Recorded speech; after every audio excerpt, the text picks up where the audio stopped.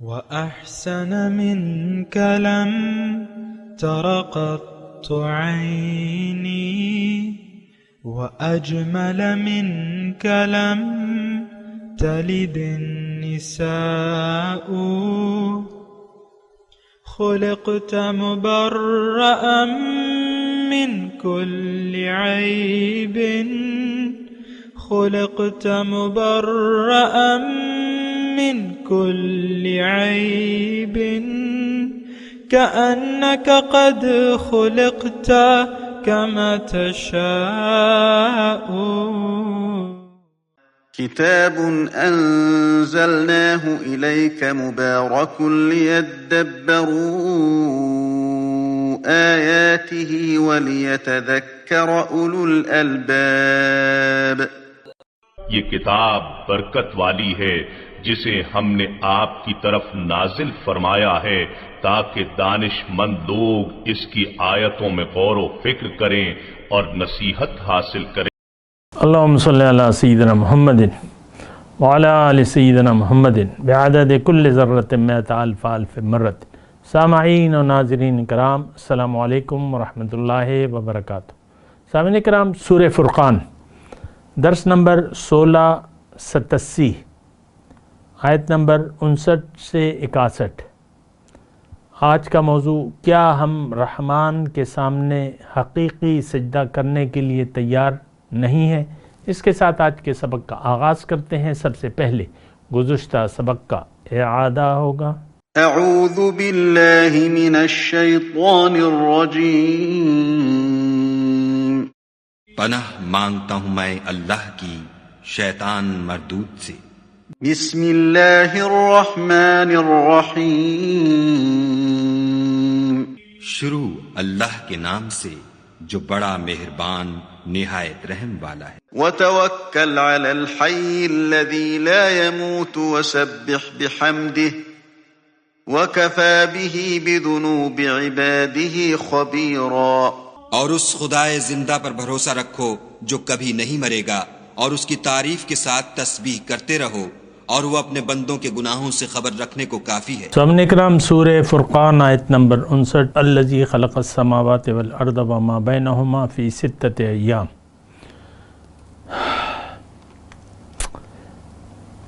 اللہ تعالیٰ وہ ذات ہے جس نے پیدا کیا آسمانوں اور زمین کو اور جو کچھ اس کے مابین ہے 6 ادوار میں، 6 زمانوں میں. پھر متوجہ ہوا عرش پہ. الرحمن فاسأل به خبیرہ. رحمان، اس کے بارے میں کسی باخبر سے پوچھو، کیونکہ بے خبر اس کا حال نہیں جانتے. اسی پر ہم بات کر رہے تھے سامعین کرام. اسے ایک آیت کا میں اور بھی ترجمہ آپ کو سنا دوں تو بہتر ہے. وَإِذَا قِيلَ لَهُمُ اسْجُدُوا لِلرَّحْمَنِ. اور جب ان سے کہا جاتا ہے کہ تم رحمان کو سجدہ کرو، قالوا وما الرحمن. وہ منکرین حق کہتے ہیں کہ رحمان کیا چیز ہے؟ انسجد لما تأمرنا وزادہم نفورا. کیا آپ جس کا ہمیں حکم دیں، کیا ہم اسی کو سجدہ کرنے لگ جائیں جس کا آپ ہمیں حکم دیں؟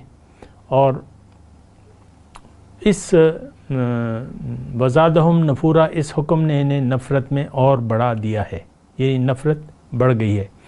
سجدہ تلاوت میں نے پڑھا ہے، اللہ تعالیٰ کی طرف سے ہمیں حکم ہے کہ یہاں پر سجدہ کیا جائے، سجدہ واجب ہے. تو درس کے بعد فارغ ہو کے سجدہ کر لیجئے گا. اچھا، اب مسئلہ کیا ہے؟ دیکھیں، مسئلہ تو یہی ہے کہ سجدہ کرنا ہے رحمان کو. دیکھیں یہاں سجدے سے مراد کیا ہے؟ پہلے تو یہ وَإِذَا قِيلَ لَهُمُ اسْجُدُوا لِلرَّحْمَنِ. جب ان سے کہا جاتا ہے کہ رحمان کے سامنے جھکو، تو یہ رحمان کو پہچاننے سے انکار کر دیتے ہیں کہ ہم رحمان کے آگے نہیں جھک سکتے. ان کی نفرت اور بھی بڑھ جاتی ہے. دیکھیں یہ ہمارا حال ہے. میں آپ کو ہر وقت توجہ دلاتا رہتا ہوں کہ قرآن آج کے لیے، گزشتہ کل کے لیے بھی تھا، آج حال کے لیے بھی ہے اور آنے والے کل کے لیے بھی ہے. قیامت تک کے لیے قرآن باعث ہدایت ہے اور باعث نصیحت ہے، اس بات کو اچھی طریقے سے نوٹ کر لیں۔ اچھا، ایک بغیر میں کسی تمہید کے یہ جملہ آج ہمارے لیے ہے۔ آج ہمیں اللہ تعالیٰ کی طرف سے یہ حکم دیا جاتا ہے کہ تم رحمان کے سامنے جھک جاؤ۔ دیکھیں، سجدہ مطلب جھکنا، وہ سجدہ کس کام کا؟ جس میں آپ زندگی اللہ کی مرضی کے خلاف گزاریں۔ آج کروڑوں نمازی ہیں لیکن رحمان کے سامنے سجدہ ریز نہیں ہے، ہماری گردنوں میں سریا ہے۔ اللہ، رحمان کو تو ہم جانتے نہیں ہیں۔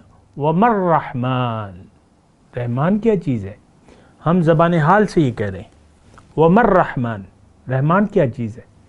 دیکھیں، میں آپ کو گزارش کر رہا ہوں کہ یہ آیت ٹھیک ہے اس زمانے کے لیے بھی تھی، لیکن کیا کیجئے آج مسلمان کے لیے یہ آیت، مسلمان اپنے زبان حال سے یہ کہہ رہا ہے کہ رحمان کون ہے؟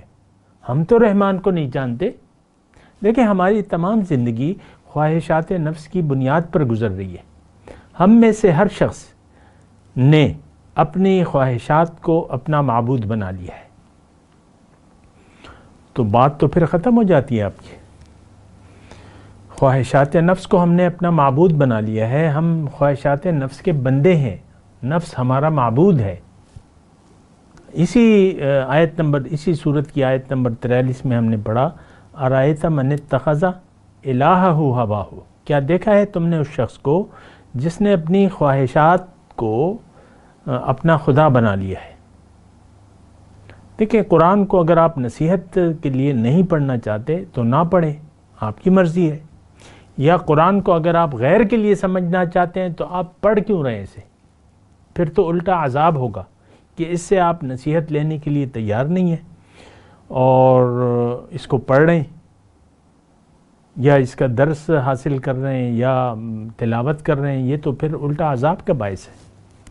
دیکھیں، قرآن جو ہے وہ کتاب نصیحت ہے، الذکر اللہ تعالیٰ نے اسے کہا ہے، فرقان ہے یہ، تبارک الذی نزل الفرقان علی عبدہ لیکون للعالمین نذیرا، اسی صورت کے آغاز میں ہم نے پڑھا ہے نا۔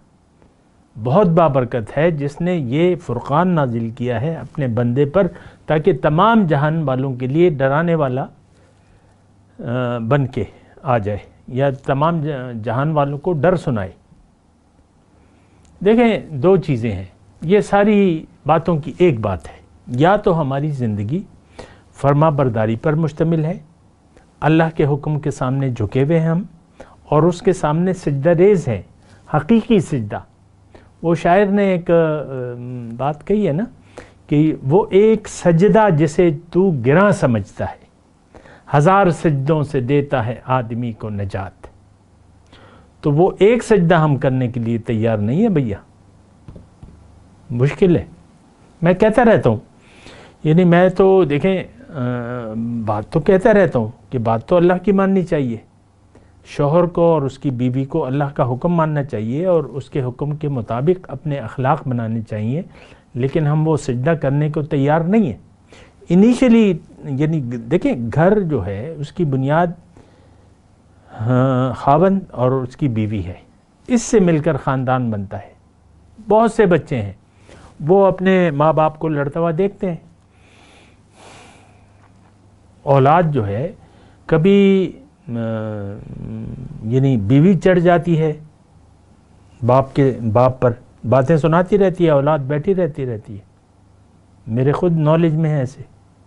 اچھا، پھر بعض اوقات یہ بھی میرے نالج میں ہے کہ باپ جو ہے بیوی پر چڑھ کے آتا ہے، باتیں سناتا رہتا ہے، کبھی کبھی جو ہے وہ گالم گلوچ کی نوبت پہنچ جاتی ہے اور کبھی کبھی مار کٹائی کی نوبت آ جاتی ہے، بیوی کو پیٹتا ہے شوہر۔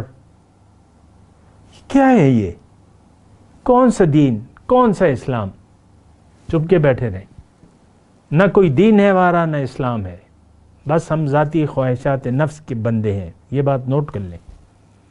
اور یہ آیت وَإِذَا قِيلَ لَهُمُ اسْجُدُوا لِلرَّحْمَنِ، آج جو قرآن کو ہمیں سنا رہے ہیں، جو اللہ کے بندے ہیں، وہ تو یہی ہمیں بات کہہ رہے ہیں۔ دیکھیں یہ 1450 سال پہلے کی بات نہیں تھی، یہ آج بھی اسی طرح ہے۔ اللہ کے بندے جو آپ تک قرآن پہنچا رہے ہیں، اللہ کا پیغام پہنچا رہے ہیں، وہ تو کیا کہہ رہے ہیں؟ اسجدوا للرحمن، رحمان کے سامنے سر جھکا دو۔ اپنی مرضی کے سامنے تم نے سر جھکایا ہوا ہے۔ ہمارا رویہ زبان حال سے کیا ہے؟ قالوا وما الرحمن، ہم تو نہیں جانتے رحمان کو۔ لیکن بہت میں آہستگی سے آپ سے بات کر رہا ہوں کہ یہ حقیقت ہے کہ آج ہمارا جو عمل ہے اس سے ہم یہ ببانگ دہل کہہ رہے ہیں، ہم رحمان کو نہیں جانتے۔ مر رحمان، رحمان کون ہے؟ اگر ہیں تو میری خواہشات ہیں، اگر ہے تو میں ہوں۔ آپ دیکھ لیں اپنی میں اپنے آپ غصوں کو دیکھ لیں، اپنے اخلاق کو دیکھ لیں، اپنی جو تربیت ہے اس کو دیکھ لیں، اپنے رویوں کو دیکھ لیں، سارے کے سارے حکم کے خلاف ہیں ہمارا رویہ۔ دیکھیں اسلام دراصل اخلاق ہے۔ حضور صلی اللہ علیہ وسلم نے فرمایا ہے کہ بعثت لأتمم مکارم الاخلاق، میں اس لیے بھجوایا گیا ہوں کہ اخلاق کی تکمیل کروں۔ اسلام ہمیں اخلاق سکھاتا ہے، تو اخلاق تو ہماری ساری زندگی پر محیط ہے۔ خلق، آپ کا رویہ، اخلاق کیا ہے؟ آپ کا رویہ اور ہمارا رویہ، یہ ہماری اپنی مرضی ہے کہ ہمارا رویہ کیسا ہوگا، ماں باپ کے ساتھ کیسا ہوگا، بیوی کے ساتھ کیسا ہوگا، بیوی کا شوہر کے ساتھ، یہ ہم خود فیصلہ کرتے ہیں۔ ہم کسی اخلاق کے، اسلام کے اخلاق کے پابند نہیں ہیں، نہ ہونا چاہتے ہیں۔ ومر رحمان، رحمان کون ہے بھیا؟ کیا ہم ایک انسان کی بات مان لیں؟ انسجد لما تأمرنا وزادہم نفورا، ہماری احکام الہی سے یعنی ہماری کوئی نفرت بڑھ جاتی ہے، یہ مطلب اس کا مطلب تو یہی ہے، نفرت بڑھ جاتی ہے۔ دیکھ لیں اللہ تعالیٰ کا قرآن اور اس کی ہدایات اور اس کے نبی کا طریقہ ہم نے جس طریقے سے یعنی اگنور کر دیا ہے، نظر انداز کر دیا ہے، یہ ہماری بیزاری کا اظہار ہے۔ اللہ کا حکم اور نبی کا طریقہ یہ ہم نے چھوڑ دیا ہے۔ اسلام دین یہ ہماری مرضی ہے، کون سا حکم مانیں گے یا اسلام کی تعبیر کس طرح کریں گے۔ آج بہت ہی یعنی دانشور دینی اسکالر جو اپنے آپ کو کہتے ہیں، وہ اسلام کی تعریف اپنے انداز سے کرتے ہیں۔ صبح میں ایک یعنی کلپ سن رہا تھا، تو اس میں شرک کا مضمون تھا، اور جو مقرر تھا وہ مدرس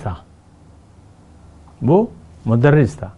اب سارا زور، بعض لوگوں کو سارا زور اس پر ہوتا ہے کہ بھئی تم اولیاء اللہ کو نہ مانو اور بس ان سے قطع تعلق کر لو اور صرف اللہ۔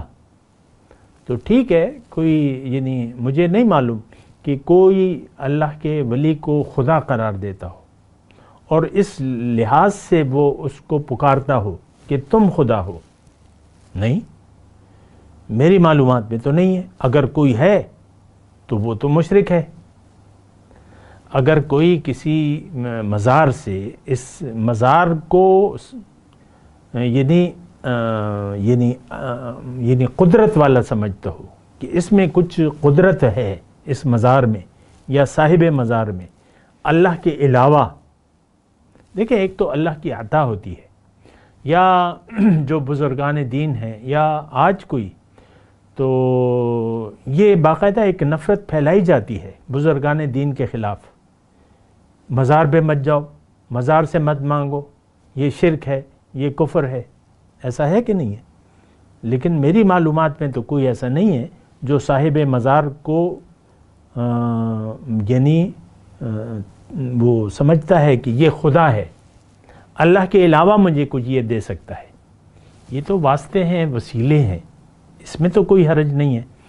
صاحب مزار کی روح سے اگر آپ بہرحال یہ پھر وہ اس میں آ جاتی ہے، یعنی پھر آپ بعض لوگ پھر مجھے گالیاں دیں گے. میرا یہ موضوع نہیں ہے، نہ میں آپ کو تفریقوں میں ڈالنا چاہتا ہوں، لیکن میں آپ کو یہ کہہ رہا ہوں وزادہم نفورا میں بات کر رہا ہوں کہ ان کی نفرت ہماری، دیکھیں دین سے بیزار ہیں ہم. آج کا مسلمان یہ تو دین کو جاننا بھی نہیں چاہتا. مسئلہ تو سارا یہی ہے کہ دین کو نہ ہم سمجھتے ہیں نہ سمجھنا چاہتے ہیں. خالص اللہ کو کی بندگی نہ ہم کر رہے ہیں نہ جانتے ہیں، اور اگر کوئی ہمیں بتا بھی دے تو خالص اللہ کی بندگی ہم کرنے کے لیے تیار نہیں ہیں. ہم دیکھیں، آپ مانیں یا نہ مانیں، میں آپ کو کہہ رہا ہوں، چیلنج سے کہہ رہا ہوں کہ دین سے ہم بیزار ہیں، اپنی مرضی سے ہم زندگی گزارنا چاہتے ہیں.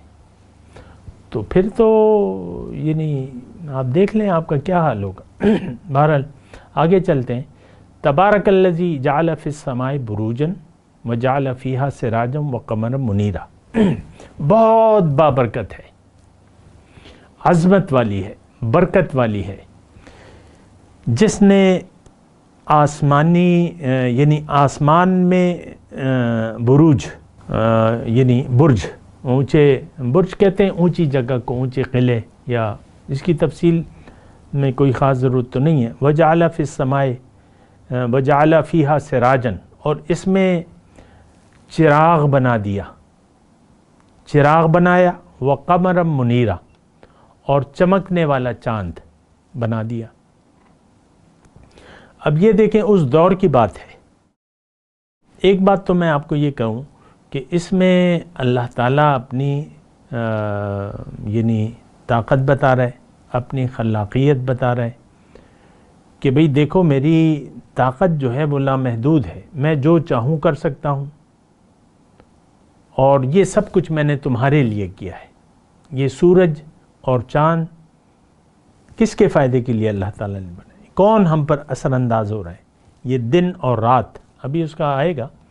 وَهُوَ الَّذِي جَعَلَ اللَّيْلَ وَالنَّهَارَ خِلْفَةً لِمَنْ أَرَادَ أَنْ يَذَّكَّرَ أَوْ أَرَادَ شُكُورًا.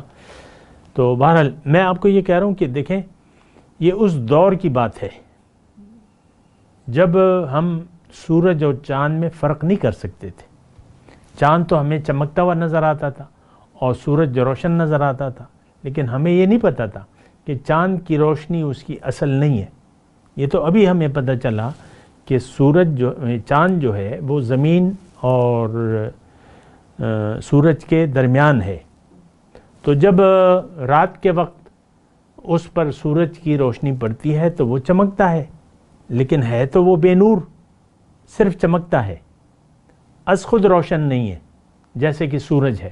سراجن و قمر منیرا. تو اس میں بھی مطلب یہ ہے کہ ایک دلیل ہے کہ یہ کلام جو ہے کلام الہی ہے. بہرحال اب اس میں تھوڑا سا مضمون یہ ہے کہ تبارک الذی، بہت بابرکت ہے وہ ذات. اس میں دیکھیں ایک نقطہ یہ ہے، اصل مسئلہ تو دیکھیں یہ سارا یہ ہے کہ ہم ساری طاقت کا مالک اکیلا اللہ کو سمجھیں، دینے والا، نفع دینے والا، نقصان دینے والا، النافع الضار، یہ سب اللہ کو سمجھیں. اور ابتدا سے یہ چلا آ رہا ہے کہ ہم نے مخلوق کو نفع اور نقصان کا مالک قرار دے دیا ہے.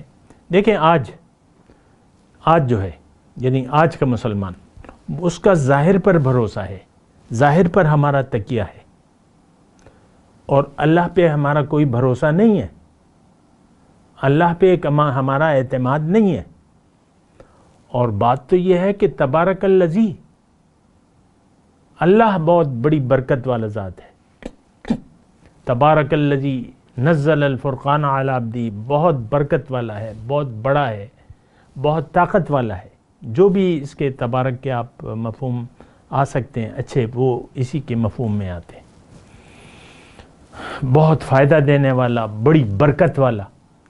اب اگر ایک یہ ہمارے ذہن میں بیٹھ جائے بات کہ ساری طاقت اللہ کی ہے اور وہ دینے والا ہے، وہ خزانے لٹانے والا ہے، لیکن بات یہ ہے کہ دنیا تو امتحان ہے. اللہ تعالیٰ نے فرمایا وَلَوْ بَسَطَ اللَّهُ الرِّزْقَ لِعِبَادِهِ لَبَغَوْا فِي الْأَرْضِ. اگر اللہ یعنی بندوں کا رزق فراخ کر دے تو یہ بغاوت اختیار کر دیں. یہ مال کا روکنا یا تھوڑا تھوڑا دینا یہ تو اللہ تعالیٰ کی مشیت پر منحصر ہے، اور یہ مال کی جو فراوانی ہے یہ ہم اچھی نہیں ہے سامعین کرام.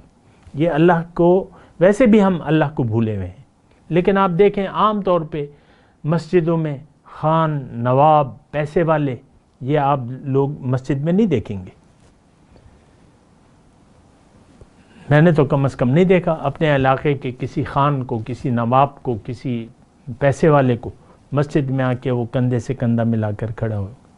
ان کی تو اپنی اکثر لوگوں نے تو اپنے گھروں میں مسجد بنائی ہوئی ہے.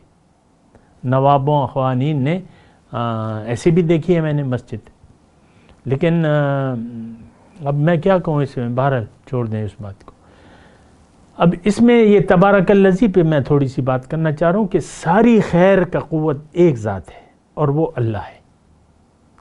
تو اب یہ دیکھیں انسان تو مائل ہوتا ہے طاقت والے اور دینے والے کی ذات کی طرف.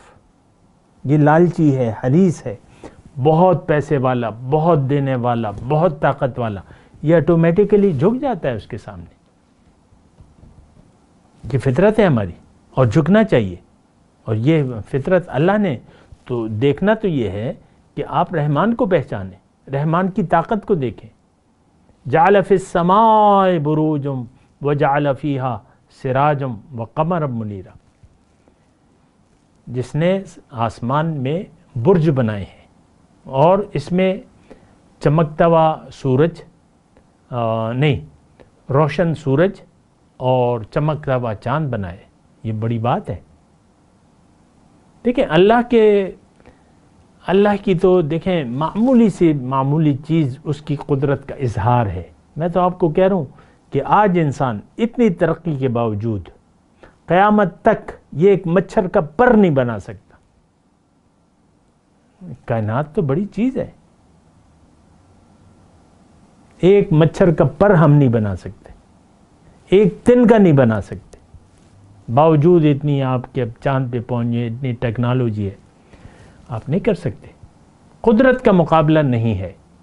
القادر، اللہ تعالیٰ القادر ہے، قدرت والا ہے اور پھر دینے والا ہے.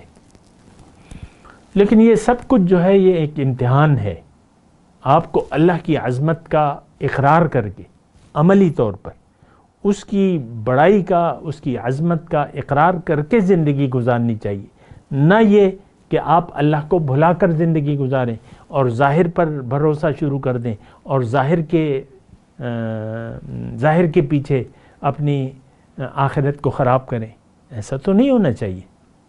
اللہ ہے بھیا، اصل طاقت ہے ہی اللہ کی. یہ بات نوٹ کر لیں. ہمارا تو وہ ہے نا کہ بتوں سے تجھ کو امیدیں، خدا سے نا امیدی. مجھے بتا تو صحیح اور کافری کیا ہے. ہمارے دل میں تو بت ہیں. آپ دیکھ لیں، تھوڑا سا اپنے اندر جھانک کے تو دیکھیں. اور وہ ہمارے یعنی ظاہر پر ہمارا بھروسہ ہے.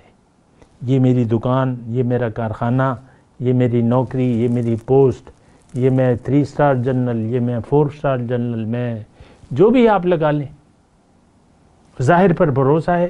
ظاہر کا کام چلتا رہے، آپ رضامند ہیں، خوش ہیں، اتراتے ہیں. اور اگر ظاہر میں کچھ فرق آ جائے تو پھر اللہ تعالیٰ نے فرمایا نا وَإِذَا مَسَّهُ الشَّرُّ كَانَ يَئُوسًا، پھر آپ مایوس ہو جاتے ہیں. اللہ. تو بہرحال ہم نے آج جو ہے مضمون پڑھا ہے. تھوڑا سا میں ترجمہ پڑھ دوں پھر آپ سے میں اجازت کا طالب ہوں گا. آج 59 نمبر آیت ہے. وَكَفَى بِهِ بِذُنُوبِ عِبَادِهِ خَبِيرًا الَّذِي خَلَقَ السَّمَاوَاتِ وَالْأَرْضَ. اللہ تعالیٰ وہ ذات ہے جس نے پیدا کیے ہیں آسمان اور زمین اور جو اس کے مابین جو کچھ بھی ہے اللہ نے پیدا کیا ہے، فی ستۃ 6 زمانوں میں، پھر وہ متوجہ ہوا عرش کی طرف، تخت اقتدار اس کے پاس ہے. یہ میں نے آپ کو ترجمہ بتایا اس کا. تو الرحمن فاسأل بہ خبیرہ، اللہ تعالیٰ فرما رہا ہے دیکھو رحمان کے بارے میں کسی خبردار شخص سے پوچھو جو اللہ والا ہو. دیکھیں یہی بات میں آپ کو کہتا ہوں نا کہ جو صاحب قرآن ہے، جو صاحب دل ہے، جو صاحب معرفت ہے، جو بھی ہے، معرفت کی تو کوئی انتہا نہیں ہے، لیکن جو جانتا ہے اللہ کے بارے میں اس سے آپ رابطہ کریں رحمان کے بارے میں. یعنی میں اگر مختصر طور پہ کہوں تو آپ کسی نورانی شخص سے جس کا دل عرش الہی ہو اس سے آپ رابطہ کریں اور اس سے رحمان کی معرفت حاصل کریں، وہ آپ کو بتائے گا.